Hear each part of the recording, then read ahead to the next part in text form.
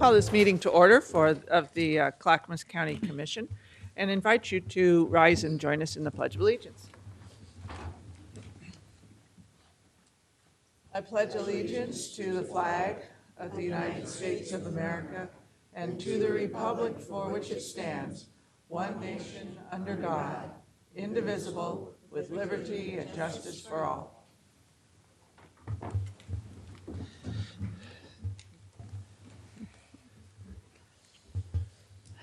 I guess I don't have any notices. No. The first item that we have is a discussion item with the Department of Transportation and Development. And we have Mike Besner here from Engineering who is going to present that. It is approval of an intergovernmental agreement. Yep, thanks. What you have before you is an intergovernmental agreement between the county and Oregon Department of Fish and Wildlife. We've maintained a relationship with them now since the early 2000s. And what we do is we fund a full-time wildlife biologist and fish biologist, one person, with them, embedded as an ODFW employee. The cost this year is $125,000, which is a fully loaded cost, includes all their overhead. Internally, that's about the equivalent of an engineering tech 2, which is a lower level technical position. But the person we get is actually at a much higher level. In the past 4 years, the position is pretty much 25% of the cost has been billed out specifically to capital projects and whatever funding sources those come with. The rest is from road fund. He's pretty much embedded with us whenever we need him, whether it's engineering or transportation maintenance. He adds a lot of value. Dick Caldwell is currently the employee. He's our personal fish salvager. Whenever we need that work done, when we're doing a project, he comes out personally and performs it. Otherwise, we'd have to hire a consultant to do it every time. He evaluates streams for us as to whether they're fish-bearing or not. So if they're not, we can do maintenance activities that are a lot easier and a lot less expensive. Gives us guidance on permitting. When we have an emergency like Lolo Pass, he's out there immediately when we are and with us as a team member the entire time. And he's a resource for us. He's a fantastic resource. He also supports all our environmental efforts. The rules are constantly changing. He helps keep us updated and knowledgeable on those, and certainly has a lot of contacts throughout the environmental community. We've also been following the ODOT maintenance best management practices for several years now. The board actually adopted them several years ago, which was a step for us to get National Marine Fisheries Services to basically bless our road maintenance activities so we don't need permits, and we're still active in getting that approval. Those things take time. The department has also added an environmental compliance specialist in the last 2 years, and that's their whole job internally, is to work with agencies and to make sure we're staying out of trouble, and they work very closely with Dick as well, or the ODFW rep. And this position helps engineering support water environment services through their watershed action plans, especially for the Kellogg Mount Scott Creek Basin, and planning through addressing our riparian and fish habitats through zoning ordinances. This helps us remain proactive, flexible, creative, collaborative, and cost-effective with our environmental stewardship. And he's been a great asset to maintenance and engineering, and we believe he's worth a lot more than what we pay. It's a 3-year agreement, renewable every year, and the cost is fixed per year for those 3 years. So he exclusively works for us, or actually his time is apportioned? Whenever we need him, we have him. Yeah. All right, well, I appreciate the added information in the packet that has the costs and all that. That wasn't really clear last week, so. Sure. And thank you for shedding light on that. You bet. Are there any other questions from the commission about this position? No? Did you have another question? I'm ready to make a motion if that's the next step. Then, yes, I would entertain a motion. I move we approve the intergovernmental agreement with the Oregon Department of Fish and Wildlife for a full-time fish and wildlife biologist liaison for transportation maintenance services. I'll second. It's been moved by Commissioner Savas and seconded by Commissioner Leininger that we approve the intergovernmental agreement with Department of Fish and Wildlife for this position. Is there any other discussion on this? No? You good? Hearing none, then all those in favor signify by saying aye. Aye. Aye. Passes unanimously, and this sounds like a good arrangement, and we will go forward with that. Good and efficient arrangement. Great, thank you. Thank you. The next item up is citizen communication, and I've had a request for these people to go first, but now We'll she- check on her right now away. she left the room. I think she's back. So, yes, so I will call up Beatrice and Leidecker and Anne Marie Tipton. Yeah, just, you can come up together and either of those places are good.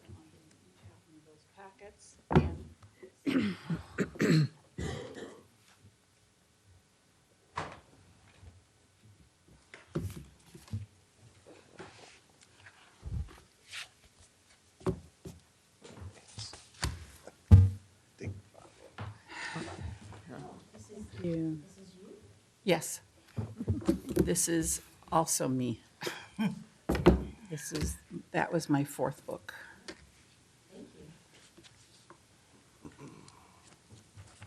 Thank you. Whenever you're ready. All right, my name is Beatrice Leidecker Hayford. I have lived in Clackamas County since 1986. I've had a dog kennel for that whole time since then. I also have a small home business, which is related to the book. I employ 2 employees between the kennel and the business. I've been cleaning the highway in our area for over probably 15 years. I've been a member of the Red Cross. We come out in disasters in Clackamas County or anywhere, particularly they keep us in this area for fires and disasters and stuff. I've been an upstanding part of the community. I have saved the community a lot of money because we run a small rescue also through there.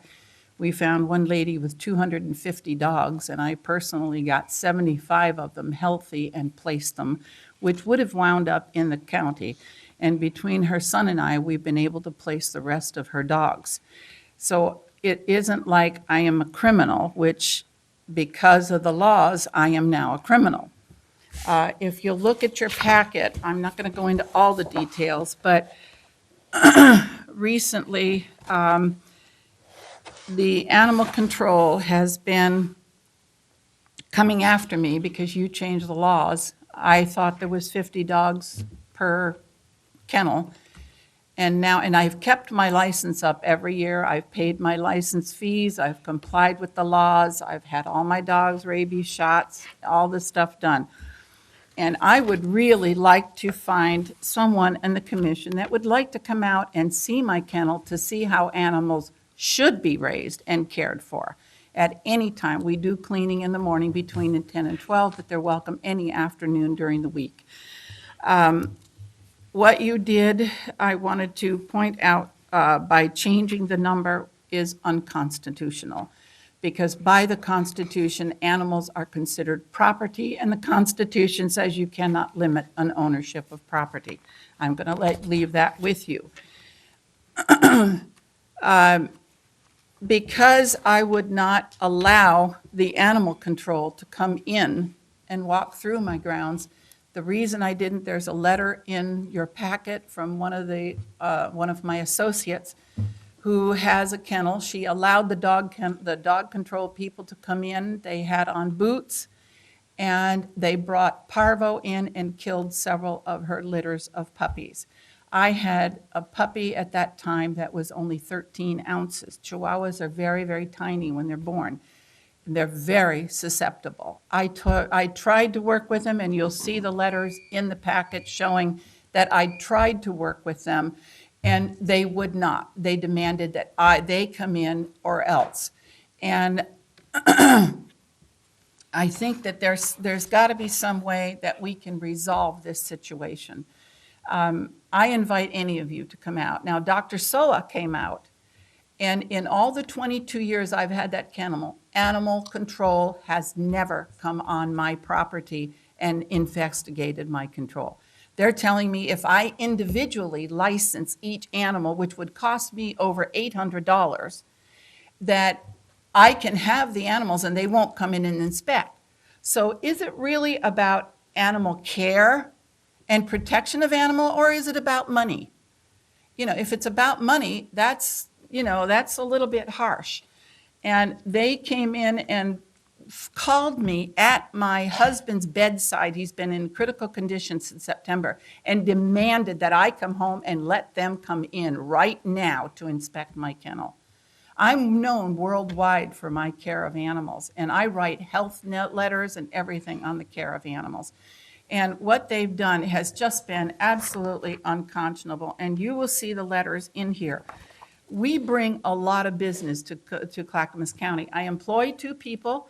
I have 3 handicapped people on my property that I take care of that would be on the state if they weren't on my land, us taking care of them.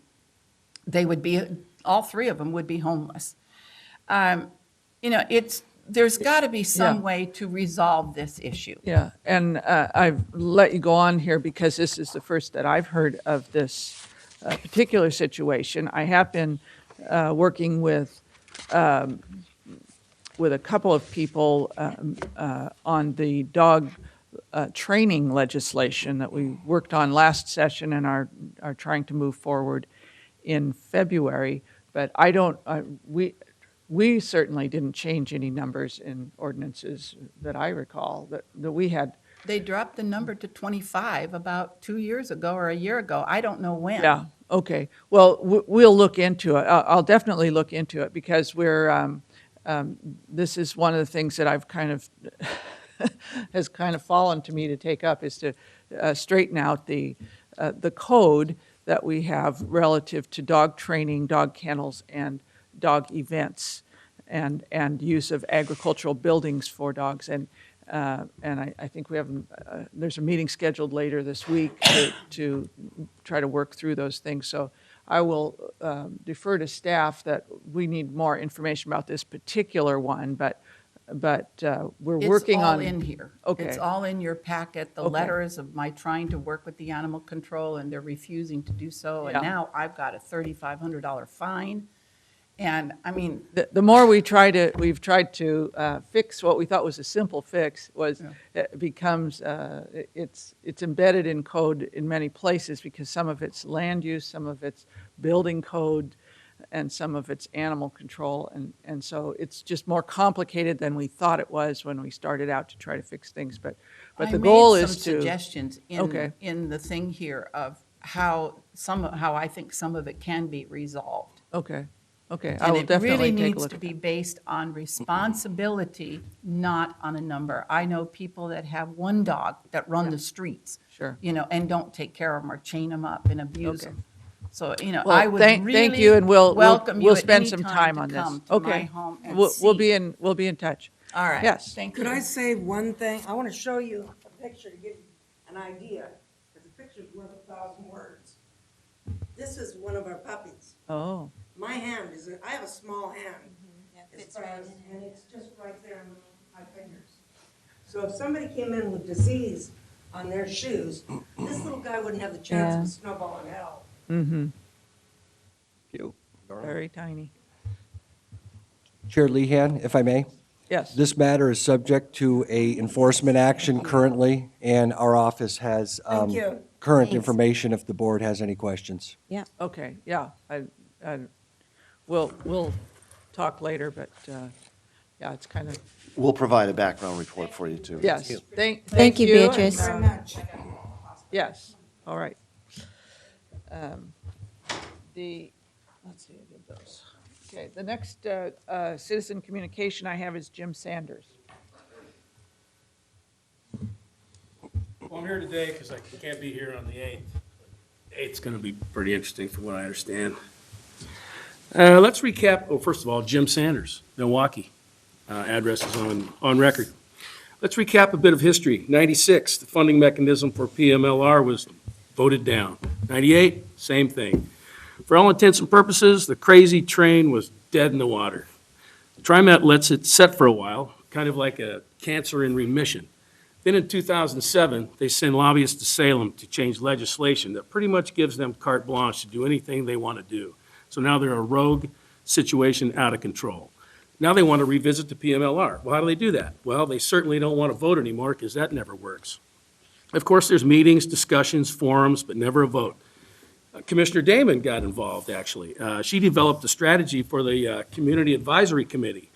She was basically the expert driving those meetings. Interesting, though, about 3 or 4 months ago, Commissioner Savas made a motion to put the light rail to a vote. And Commissioner Damon said, well, I'm kind of new around here. I'm not really quite up to speed on Milwaukee light rail. I thought that was interesting. So now here we are. Milwaukee City Council, $5 million. Clackamas County, $25 million. And there's actually a common denominator with both of these sums, and that's Commissioner Bernard. But we've stated many, many times that there's absolutely no potential of a conflict of interest. So basically, it's a coincidence. You know, I see that. Speaking of history, registration fee voted down. So you kind of see where I'm going here on all this. So now that there's no money, you know, you guys said that you were going to take urban renewal money to fund the Milwaukee Light Rail. Well, that's when we came up with 386. Uh-oh, you think we're going to take your money away from you. Well, that's not really true, but then you start to spin, you come up with 388. It's interesting, though, to me, that just before the voting came out, you came out and said that we are not going to use urban renewal money for the $25 million. That's amazing to me. I think the timing was exquisite. Well, on the way out here today, I had a great idea. You guys have an opportunity to make history. You can truly become heroes of Clackamas County. All you have to do is make an immediate resolution to withdraw the county from the intergovernmental agreement with TriMet and to keep Portland-Milwaukee Light Rail out of Clackamas County. Stop that thing at Tacoma. You can put a Walmart and a Ferris wheel for all we care. Or put a measure on the May ballot. This is another idea. Yes or no? Yes, light rail, no light rail. And if you don't do one of these two things, we're going to. And I think you know we will. And speaking of history, it will repeat itself. And let's also not forget, elections are coming up, and the voters will not be forgetting. I'm just saying. Thank you very much for your time. Have a great day. Thank you. Thank you. The next, let's see, call the same people over again. The next one I have is Eugene Schoenheit.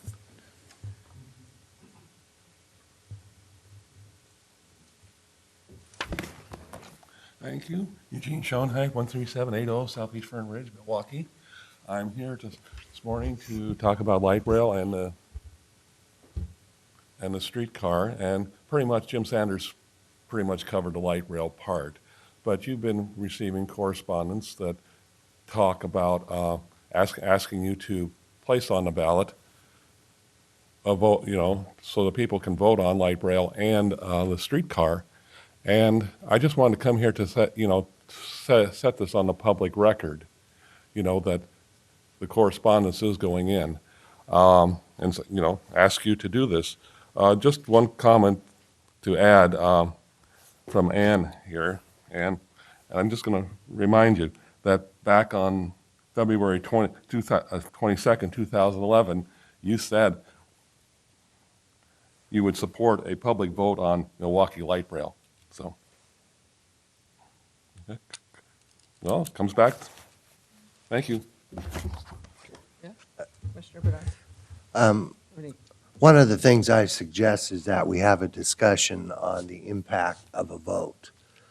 If we were to put it out or if we were not to put it out, what would the impact be? So I think it'd be a great work session or a business meeting to have some input from some of our legal people about what would the impact of a no vote be should that happen if it were to go onto the ballot. Okay? Just let me know when you want that. I'd be happy to chat with you about it. Okay, great. Are you guys okay with that? Yeah. Yeah. Have a conversation, absolutely. Okay. The next one I have is Mac Woods.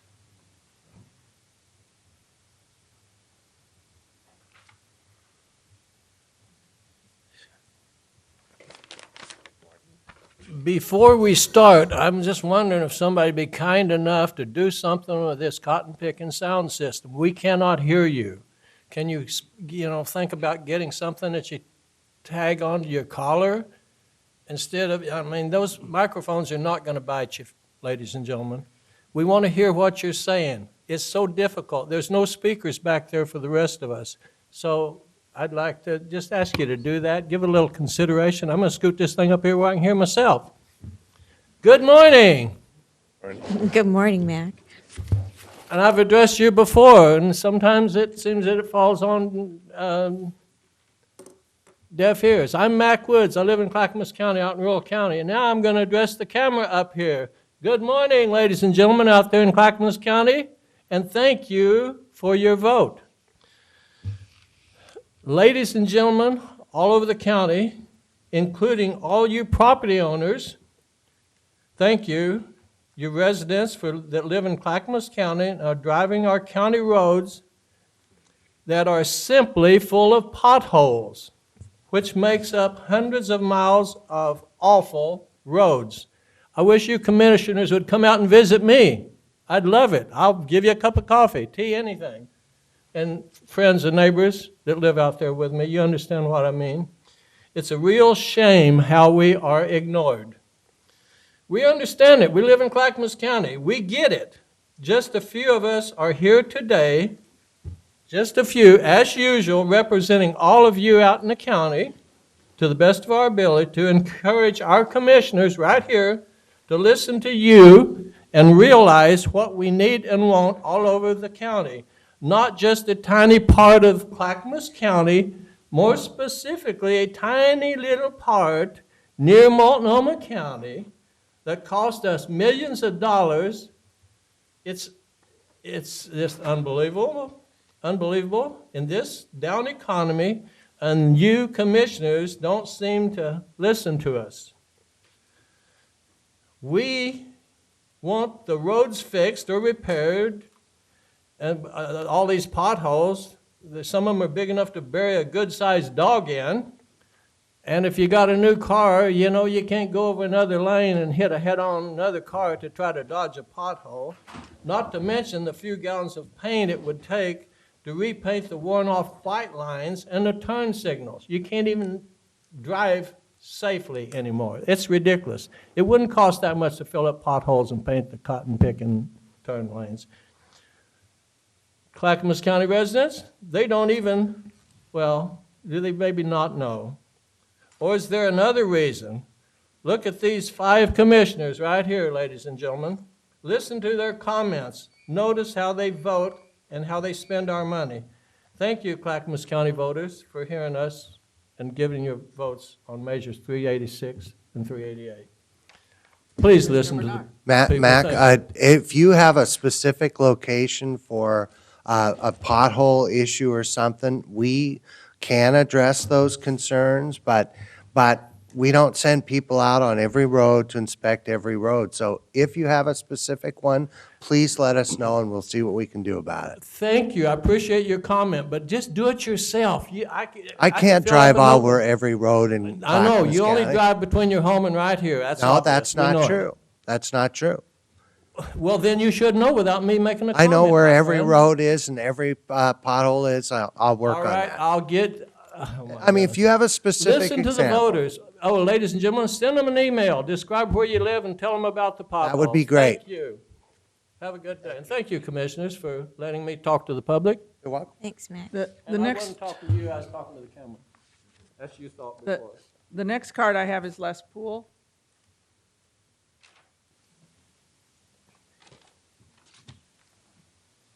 Look out, I got notes with me today. I prefer to speak off the cuff, as you know. Les Poole, Oak Grove, Milwaukee / Clackamas County. I appreciate the position that Beatrice had with her dog kennel, and it speaks volumes about what's the frustration level out there. The county has some core missions, and taking care of roads, making it business friendly, doing things that accommodate unforeseen side effects or circumstances of your actions is really critical. I couldn't help but think of the gentleman that showed up here last May with 1,400 signatures regarding a food cart code. And the kennel situation that Beatrice spoke of certainly has a similar ring to it. And I know that you as commissioners are not personally responsible for all of that. Some of it you're inherited. There's a lot of cross-jurisdictional rules and things. But it's obvious that the communities need to be working together. And I'll segue into the divisiveness that Measure 388 created. I don't need to watch any video at all. I don't need to quote anything. But anyone that wants to check the record can certainly see how we heard that, well, urban renewal is completely dead. The voters will never pass anything. I think they would if they were informed and it was used properly. And the continuing examples that we got were the mall, government camp, and the outside influence from the west side, where they have intel, where they had bare land to work with, where they had the West Hills as a barrier for transportation, where light rail maybe made sense, and the lifestyle and the cost was justified. And here we are over and over getting back to this repeated situation of how are we spending our money? Folks, that's the biggest message I'm bringing to you. How are we spending our money? What are we getting for the dollar? And how much are we increasing our overhead every year? Everyone's cutting back. Everyone is. I came in here almost a year ago and pointed out you could save 135, 140 million by eliminating the Park Avenue segment, Milwaukee Light Rail. Well, anyone that's watched any of the Planning Commission meetings there or looks at the conditions that were just placed on the Park Avenue segment realizes that TriMet's millions of dollars away because the push has gone on and on and on to end light rail in the county. And I'll close. I appreciate a few extra seconds here, just as you granted Beatrice. I'll close with a simple observation, and that is, we'd already have light rail under construction, like it or not, if there hadn't been a concerted effort to extend the line into the county in total violation of the land use final order because the money was never there, folks. And you got roped into you need to committing wrap up. $25 million based on a 60% match, which is not accurate. And you mentioned that last week, Jamie. I'm not here to pick on you, but the match was 50%. Les. I you sure need to- you need appreciate to you wrap letting up. me talk a few extra seconds. This is a whole, now you're a minute over, so thank you. Good, and it was a minute well spent. Thank you. Thanks, Liz. The next card I have is Mariana Moore. Yes. Good morning. I watched you on my, from Gladstone, I'm on record. I watched you this morning, you were speaking at, I think, a Chamber of Commerce on TV this morning. And one of the things that I noted, especially Ann, made a point of saying, call her and she would help with things. She talked about somebody that she'd arranged to meet somebody else and get financing, this sort of thing. Well, my experience is with Gladstone. And once this council, this commission, was given the authority for libraries in the county, got involved with Gladstone. Apparently, our county city council came to you and you brokered a deal between us and the unincorporated part of Clackamas County that we would be all together and Gladstone then could have this huge library that would cover all the people, almost all the way, well, north of Gladstone, almost out to Clackamas Town Center, and half of all the Oak Grove area, and you're closing their library. And I think most of those people still do not know this is happening. The site for the library that's been picked, and people in Gladstone picked it a long time ago. There's a certain group of people, we have a mayor that's been there 30 years and council members that have been there 20. And they decided years ago when they had a lawsuit, they stopped a developer from developing this rock area between where Gladstone meets Webster Road. It's at the very south end of Gladstone. It's not an easy access for anybody coming from the library at Oak Grove. And it's a very difficult place to build. So far, to date, the city council has approved spending over $270,000 for the proposed new library without a vote of the citizens. An appeal has been filed with LUBA concerning the land use issues with the project, and 2 initiative petitions have signatures on them to be filed to require a vote on anything that's over $1 million being spent with urban development money. So it's basically the same thing all over the county. These same issues are going on and on everywhere. And city council just last week voted for another $275,000 for the architectural and construction designs. Now, we haven't got a plan for this that's been approved. We haven't got the people on board, and yet they're spending, so they'll be up to $1 million. And I just wanted the people of Gladstone and the unincorporated areas that are affected by this to know what's been happening. Thank you very much. Thank you. That's all I have for citizen communication, unless there's someone else. And seeing none, we will move on to the consent agenda. And I will ask the clerk to read the consent agenda by title only. Remind people that you can find more information about any of these consent agenda items online, and it will be on the screens soon. Okay, the consent agenda. Under the Department of Transportation and Development, a board order denying planning file ZDO 228, request by the City of Molalla to amend the county's comprehensive plan and designate an urban reserve area.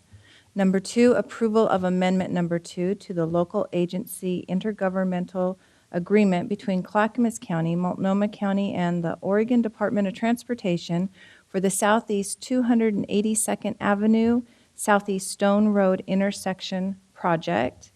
Under Business and Community Services, approval and authorization for the Director of Business and Community Services to sign and execute a temporary easement for ingress and egress.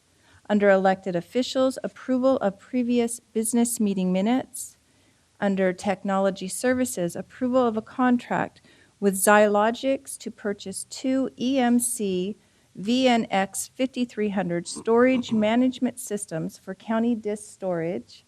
Under the Water Environment Services, acceptance of easements on behalf of Clackamas County Service District 1 for the North Clackamas Revitalization Area Sanitary Sewer Project Phase 3. And that concludes the consent agenda. Does anyone have any questions or comments on anything that's on the consent agenda? Nope. Then I would entertain a motion to approve the consent agenda. Madam Chair, I move we approve the consent agenda.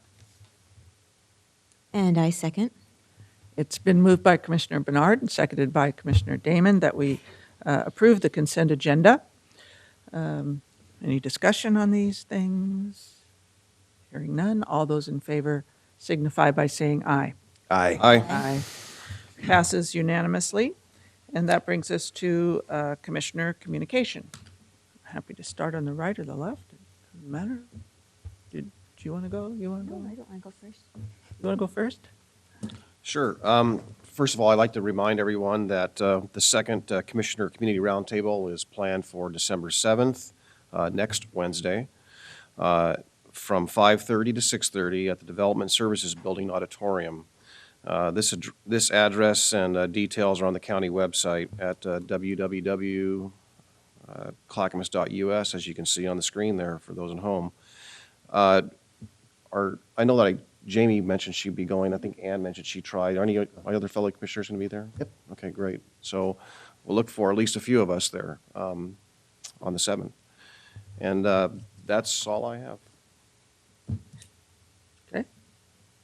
Commissioner Leininger, you have any comments today? Sure. Well, I was really interested to go yesterday to the MAP meeting rollout. I think perhaps some of the people here today were at that meeting. It's interesting, the ideas that people in the community, the McLaughlin corridor, the Oak Grove area have been working on for several years to try to help move that part of our community into a more economically robust next phase, or exciting ideas. It was fun to hear about them. It was fun to see the big crowd that turned out to offer input on those. I think we're in an interesting situation to figure out how we're going to implement those ideas from the community. Urban renewal had been one of the mechanisms that seemed like a likely way to help fund some of those, and in my view, it's extremely unlikely that there would be the ability to create an urban renewal area in that area now. I think that's functionally off the table. So it'll be interesting to see what other ideas there are. I'm excited to work with people. Commissioner Savas and I have been talking about trying to work on ways to address the need that Les mentioned just now, which is, the very significant, maybe it was Mac, the very significant road problems that we have. As I think Cam Gilmore, the Director of Transportation and Development, has said previously, we have about $22 million a year in state road funds for our 1,400 miles of highway or road in the county, and he thinks that we would need about $40 million in order to be able to do annually, to be able to do the level of maintenance that he thinks would be appropriate. And so we're clearly not quite at that place by a radical margin. And so it'll be interesting to see how we deal with that issue going forward in the county, with urban renewal probably not being one of the sources, and deal with the MAP proposed improvements. And I look forward to working with folks on ideas for next steps. So if you have any ideas for appropriate next step funding mechanisms, I look forward to hearing those. Thanks. I'm a member of a couple of committees, GPI, Greater Portland, Inc., which is a bunch of private and public partners, mostly private partners that have invested in looking at how we can bring business to the region. There was a fly-in this summer where they brought investors and large companies to look at the area with some success. And GPI, Greater Portland, Inc., has a lot of plans and a strategy to try and turn the economy around. And they're working hard at that. Yesterday, we did a jail inspection, and the remodel is almost complete. It's quite an improvement. It has provided better access for legal people with their patients. With their clients. It also has provided a better visiting area for people visiting people in the jail, and I think it's a better place for those who work there too. Last night, I also attended the MAP process.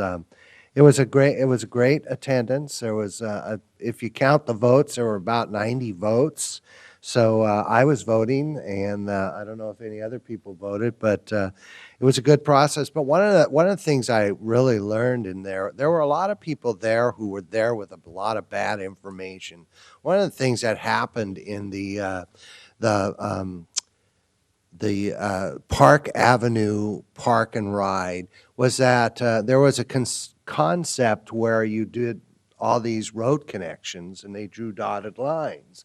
Well, some people assume that those dotted lines, and they lived in some of those dotted lines, that means that their housing was going to be taken away from them. A couple trailer parks, those people some may feel themselves to be disadvantaged by having to live there. Others, it's affordable, it's a great place to live, and a great, they have great relationships with their neighbors. But one of the problems, and one of the things we have to figure out somehow, is how to communicate to those people. I offered to actually visit along with Wilda Parks, come to that one trailer court and have a meeting with everybody to talk about it. I look forward to that. But it's just like the original map that was drawn up when somebody said, well, what could the biggest urban renewal area be? That map became the Bible. That was just somebody's request, and it was dangerous because it became what people believed was being considered, and it was not at all. And that's the same with these roads. My best example is that when Milwaukee did this downtown plan, I said to the designer at the time is this is great. I mean, it's great to have all this vision, bringing the river into Main Street. I thought, this is insane. Who's ever going to pay for this? And sometimes, and this design that went to the Park and Ride about connecting all the roads is the same thing. It just causes people to be fearful of what, in my opinion, will never happen. Not in our lifetime. It might happen 30, 40, 50 years from now, but it won't happen in my lifetime, in my opinion. That's one of the things she asked, is how are you going to pay for this? And I said, well, we're not, because it ain't going to happen. It's not going to happen as long as I could possibly see out. But that's one of the dangers, that when we try to create a vision, is that sometimes people think that is reality. And I think we need to be careful when we pay good money for planners and designers not to go too far, not to instill fear in people about a vision that's not a reality. And an expensive vision that's not a reality. So I appreciate the opportunity to go last night. It was great attendance. Had an opportunity to hang around for a while and talk to people after we're done. And I love the voting process. It's great. Thank you.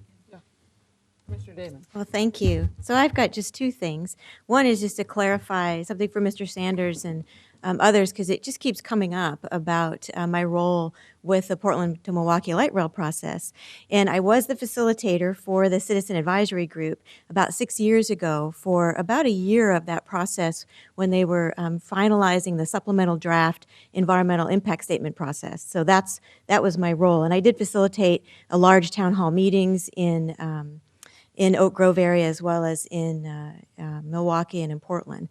So that's what I did. And what I didn't understand in June as a new commissioner was what the county's commitment was to the $25 million and our options to pay for it and our contractual obligations. So that was the piece that I didn't know then, but I do know now. We've spent quite a lot of time talking about that, and I look forward to a work session about the ramifications of a vote one way or another, because like many of my commissioners, we've been getting quite a lot of emails about the folks interested in that as an option.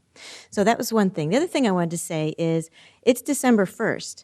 And for those of us who celebrate Christmas or live out in Christmas tree country, like I do, our thoughts turn to picking out the perfect tree.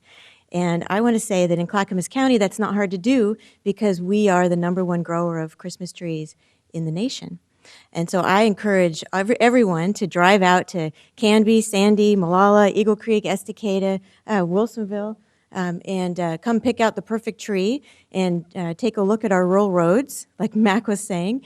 Come out and check out what we're all driving all the time. and give us some feedback as well as part of our transportation system plan. But come pick out that perfect tree. There are growers. I mean, I live, I can't drive to work without passing at least a dozen large Christmas tree growers out there. And the trees are $8, $10, $20. So come on out. On beautiful weather like this, it's a great drive, and you will get the perfect Christmas tree. Thank you. Madam Chair, I wasn't going to talk about this, but I got to respond to Commissioner Bernard's comments. First of all, you know, Clackamas County engaged in 2009, engaged the McLaughlin area community.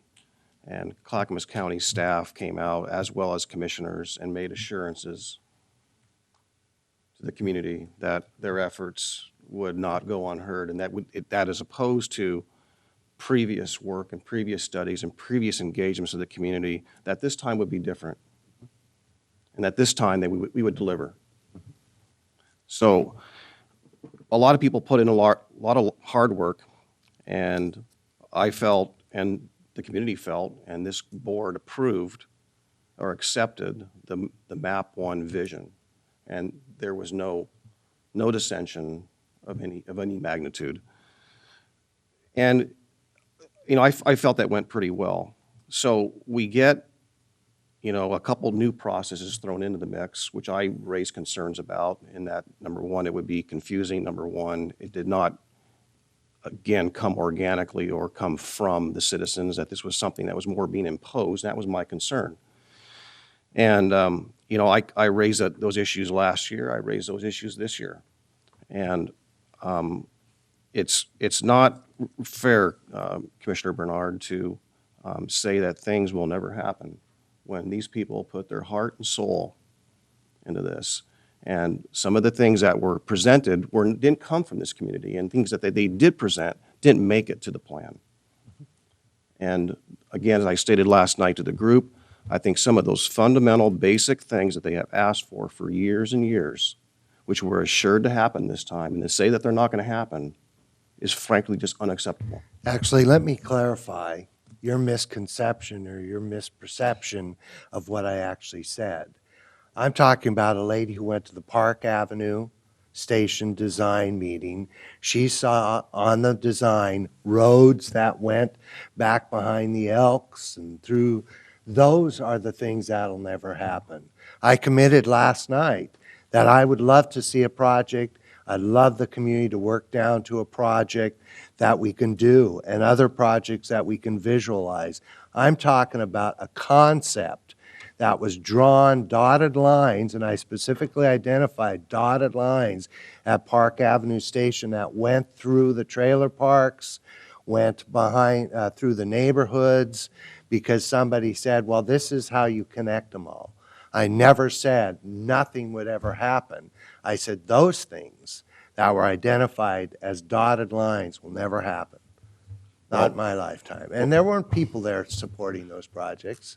Well, I would say that if you're unhappy with those dotted lines and those roads, that, you know, from what I understand, is that did not come from the community.